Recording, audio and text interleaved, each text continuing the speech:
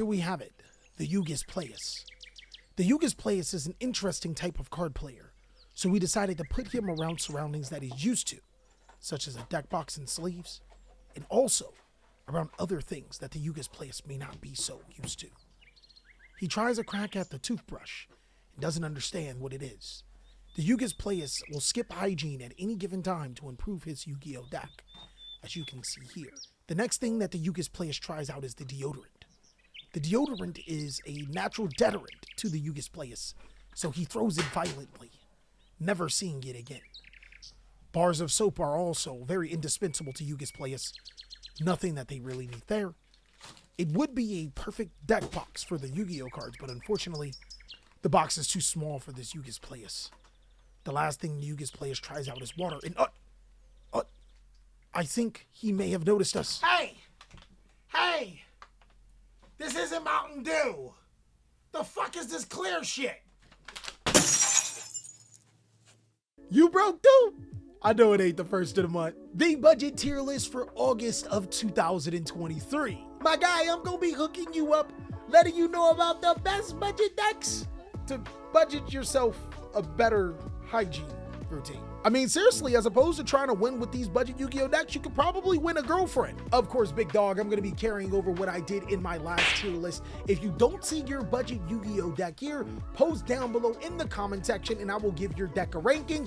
Without further ado, let's jump on in. So the criteria for this budget tier list is extremely simple. Even a small brain Yu-Gi-Oh player could get it. The first thing I want to say is that every single one of these Yu-Gi-Oh decks are budget. Feasibly, a playable version of these decks can be built for about that $100 to $150 price tag, depending on how much you ballin'. But these decks will be rated on how powerful they are, and I'll also be giving you what I think about their longevity. My guy, the girls have probably already told you, but longevity is important to them. I'm trying to finish first, I ain't trying to finish last, but that's for a different story. Now, there are some strategies that I talked to at length in my last budget video. I'm going to quickly glance over those, and if you want more detail about those, well, go ahead and check out that video after you check out this one. Ultrageist is a big cook Yu-Gi-Oh deck. It gives you a lot of value for its price tag, and what I like about Ultrageist is that players think that it's a trap deck, when in actuality, it's a combo deck that can play some pretty oppressive trap cards. Ironically, ninjas are similarly cheap, just like Ultrageist, and provide a particular asset in this meta. Anytime cards get flip face down a ton, the ninjas are already there. My guy, ninjas are the Fleece Johnson in the Yu-Gi-Oh meta. They be looking at that backside easy. Listen there, Buckaroo monsters.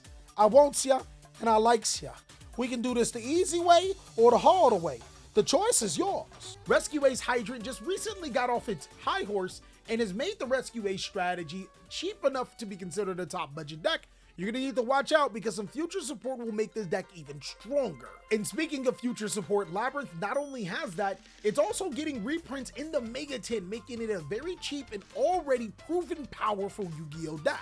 And lastly, my friends, we gotta talk about the best deck in the entire game, Django Unchained. My favorite part is when he blew up the house and Samuel L. Jackson was in it, but I'm pretty sure you guys want to talk about the deck. In my humble opinion, Unchained is one of the best Yu-Gi-Oh strategies in the entire game.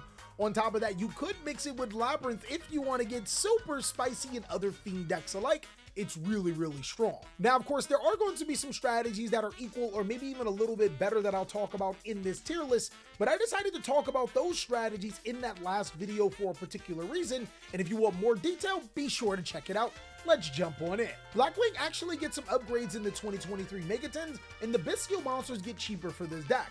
Overall, I think you can build a Blackwing deck in about $50, which is crazy, but you gotta know how to play this deck. Blackwings aren't necessarily the easiest deck to play in Yu-Gi-Oh! Its combo sequence can vary, and on top of that, your inboard is going to rely on what you're playing against and who you're playing against. A lot of people like to just turn their brain off and summon King Kali Yuga, and that's why they're in the bottom tables of their locals right now. A smart Blackwing player understands that you need a deck that can adapt to any situation, and that's why I say it takes a good pilot. Talk about having a bird brain for a Yu-Gi-Oh player, right? Konami's first shot at supporting the LGBTQ unfortunately didn't go as well. Then they gave it a structure deck, which helped, kind of. Then ironically, after Pride Month, they gave it more support, which is confusing. My guys, Crystal Beasts are a cool deck, but I'm just gonna say budget your hygiene better. Even with the new Golden Rule spell card allowing us to mesh both concepts of Crystal Beast, the deck has still struggled, mainly because there are just better decks to play right now, unfortunately. I think the only caveat to this is that if you're a Crystal Beast connoisseur and you really play the deck, you can have a lot more success than this tier list leads, but it would be just easier to play another better deck. We haven't seen Ignister on a tier list in quite some time. I think that the strategy is experimental. Granted, your Arrival Ignister monster does only lose to Kaiju monsters, which are being played a lot less. But my beef with this strategy is being able to play through the litany of disruption cards that your opponent has to you in the form of hand traps, and being able to play through a Yu-Gi-Oh board. Them Bookaboos flipping your shit down is crazy. It turned your whole strategy off. One thing that I have noticed is that players are playing Bystials just a little bit less, but they're still on Drolden Lockbird. I'd say Dark World players should hope for a Drolden Lockbird ban. If that happens, it's way better than takes a good pilot, but right now just take a good pilot. One thing I will say is that consistently we know that the hand loop does not work for Dark World as consistent as we wanted to. I will say though that Dark World can still be a very powerful deck, but you should probably be able to look towards other options to be able to build Dark World boards and disable your opponent's resources. I mean, seriously, Yu-Gi-Oh players, think about it. We're in a format where Archfiend King Calamity is a Yu-Gi-Oh card and players can play and they're not using it. Your gimmicky hand loop and all that other stuff just doesn't work in Yu-Gi-Oh on a consistent basis. Dino Morphia also got reprints, my guy. They got some shiny new... Bro, I am fighting to put this in experimental, but I'm just gonna put budget your hygiene. Look, man, Dinomorphia Rexstorm is a whole unit. Don't get me wrong, but so is Book of Moon. This means that you're gonna have to be able to counter cards like Book of Moon and Book of Eclipse, something that almost every single player is playing right now, multiple rounds. With your cards, you're not gonna have them more than your opponent is. This deck is incredibly difficult to play right now, but with more Dino support, that could change. Oh man, Evil Eye. Evil Eye is in a slightly better spot than these two strategies, but I wouldn't say way too far off. I would easily say that Evil Eye is an experimental. The good thing is that your Evil Eye monsters can't be flipped face down if you equip them with Selene. The bad thing, Kaiju still exists. I definitely think that there's room for hope because Kaijus are played a little bit less, but let's be fair, Evil Eye players, this deck is extremely fair. Like, way too fair. This is the type of Yu-Gi-Oh deck that will call the penalty on itself, my guy. Like, we need some busted cards for this strategy. Exosister is getting some crazy cool reprints with the Mega 10. I would say takes a really good pilot. There are some benefits to Exosister. First of all, the deck is a complete monster. It can make Zeus, Magnificus crazy, and then there's downside. Nibiru, in flipping the Exosister's face. Oh, whoa, hold on, timeout. Stepsister, your face down? Don't worry, I'll help you out of the dryer.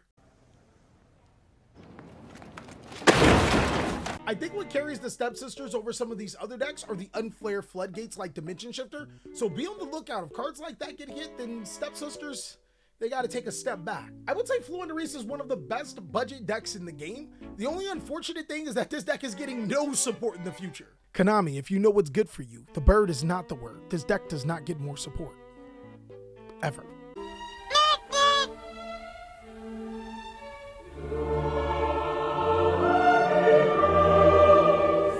Fluendereese is one of the most toxic strategies in the entire game, but I'm not gonna cap, it's one of the most effective ways to win on a budget. Now there are some serious problems that I like to address with Furhire Runic. The first is Cosmic Cyclone on your field spell, that sucks. But I still don't think that that's enough to saying that drawing 8 cards on both players' turns should ever be forgiven.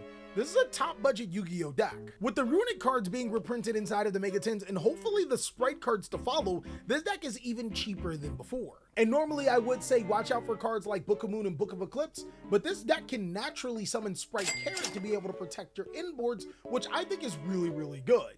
Gold Pride Punk is easily the biggest of the cookies. Psychic End Punisher being a confirmed reprint is crazy good for this Yu-Gi-Oh strategy, and I think that it's a solid, powerful budget Yu-Gi-Oh deck that you can contend with. Infernable also did find its spot onto a tier list in a decent standing. I would say that this is a big cook budget Yu-Gi-Oh deck. The good thing about Infernable is that once the hype died down for this deck, it became extremely cheap, even for some of the more expensive cards. And to be fair, the crazy thing about this deck is that we're just simply a reinforcement of army or two off of the Forbidden list for this deck to be a lot more powerful than what people will give it credit right now. I would say that Live Twin Sprite is a solid Yu-Gi-Oh deck that takes a good pilot. The good thing about this deck is that it's a link deck, and it's going to be really hard to flip those monsters face down, and even if you do flip one live twin monster face down, it can follow up with another one from the hand. The bad thing is that you can't play some really powerful cards like the Biscuits and Kashtira Finver. Overall, I do think with the right pilot, the live twin version can overcome those and be a pretty solid deck. Princess, my boys, the bubble deck.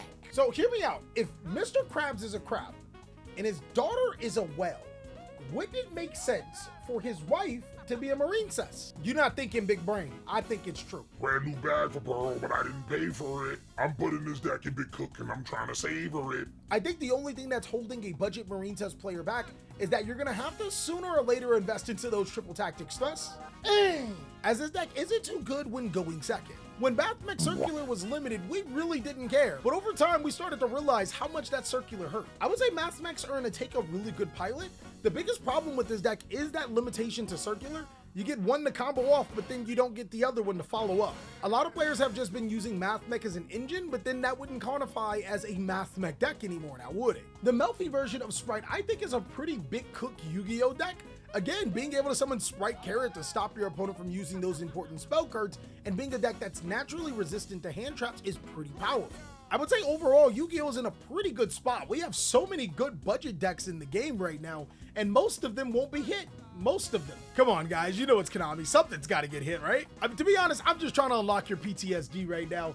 I would say Makanka would be experimental. The reason why it went from really high up to really down low is the Book of Moon cards, being able to flip face down those Makanka. Outside of that, just being able to kaiju your opponent and attack for game is a pretty fun way to win. Nimlaria. A lot of players had some really big hopes for this strategy.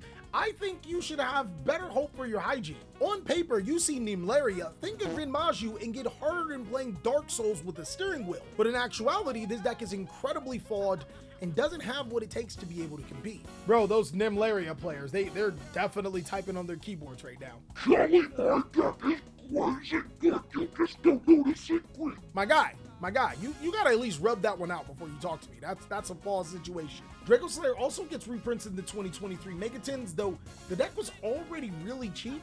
I want to say experimental, but that's probably just me being an optimist. I'm gonna say budget your hygiene better. Currently, the Kashtira cards can just lock out a Pendulum Zone and you just lose there. Also, this deck is pretty fragile. The inboards that it makes, they're decent, but how often do you expect to be able to make those inboards? Not too much. This is just Mathmech again, so I'm gonna go ahead and move it back here. Rika, I would say, is easily a top budget deck. What I want you guys to think when you hear Rika is just Dragon Link. This deck meshes a collaboration of plant Yu-Gi-Oh cards to be able to win.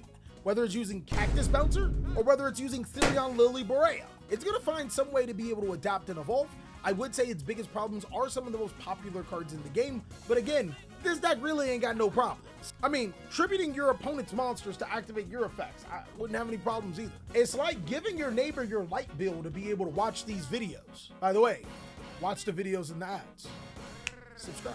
Solomon Great is still a top budget Yu-Gi-Oh deck despite Solomon Great Fire becoming almost triple its price. Fortunately enough, none of the other Solomon Great cards are expensive at all, so the deck pretty much just went up by 30 bucks. A lot of people were asking me what do I think about Scareclaw. I personally think that the reprints are really good in the 2023 Megatins, reprinting some disgustingly expensive cards for Scareclaw and giving you another shot at cards like Kashtira Finver. Overall, I think that this deck takes a really good pilot. The Scareclaw community has been showing me some things, namely Scareclaw and Tryhard being a lot more ridiculous now than when it was originally printed. This deck actually might be too low on this particular tier list, but I'm gonna leave it up to you to try it out yourself. Actually, when it gets a Shark deck in 2023, I think experimental. The deck is pretty good. The only problem is once you break the board, the deck struggles. Don't play with me about Sword Soul, boys. You already know that it takes a good pilot. If you ain't one with the sword, this deck ain't for you, dog. Tier Limit is the Big Cook Yu-Gi-Oh deck.